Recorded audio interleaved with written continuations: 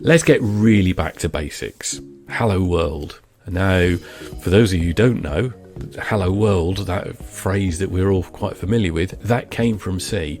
When Kernighan and Ritchie wrote their book for the first C programming language, they had this example in here that's written, and it's appeared everywhere. And people talk about this is the hello world of some other language that you might have. But it's quite simple. It just prints out a message.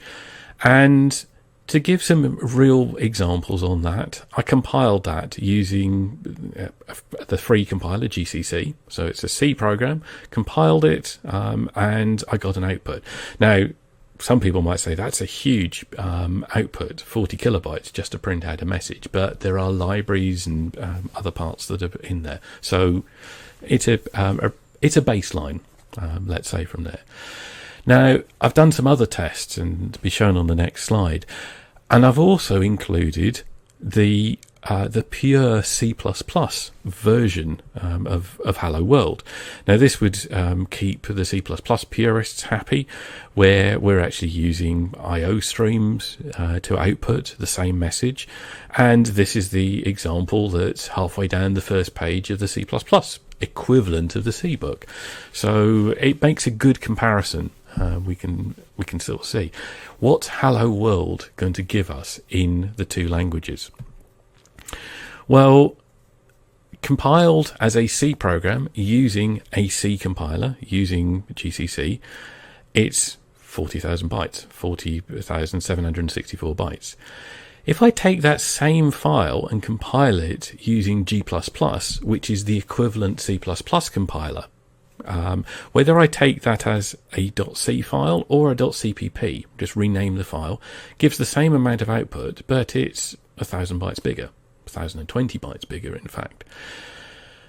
If I compile that, the C++ example using I/O streams, it's even bigger still. And this sort of slide would be, I could quite imagine people using it as justification, saying, look, C++ is more inefficient.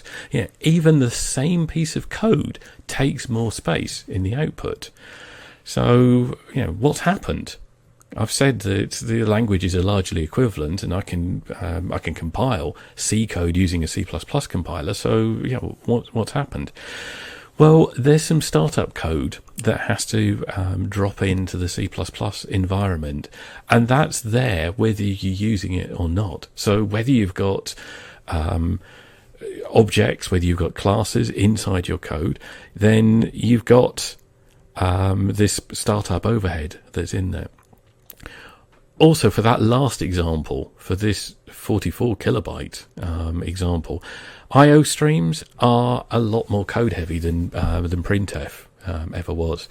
Again, when I go back on the 8-bit processor days of what I was using in the past, we could never even make printf fit inside the devices. It was bigger as a function than the devices had in memory, so it was impossible to use.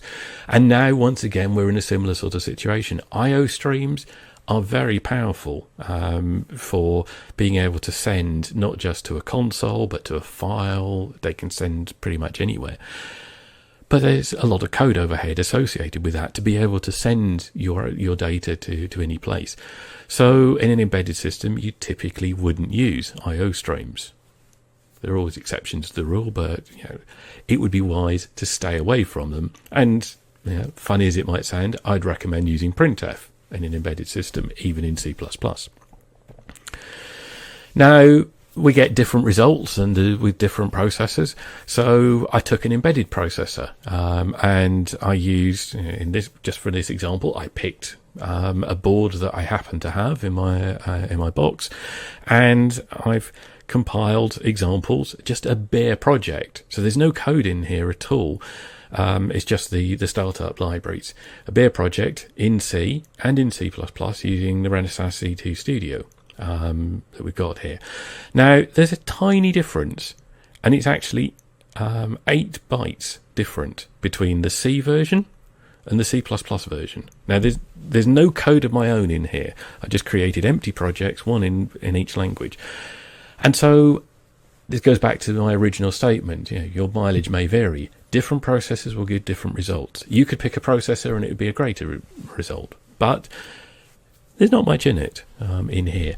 And the differences we've got here can be largely accounted for by the startup code and the library that goes around it to get the processor up and running.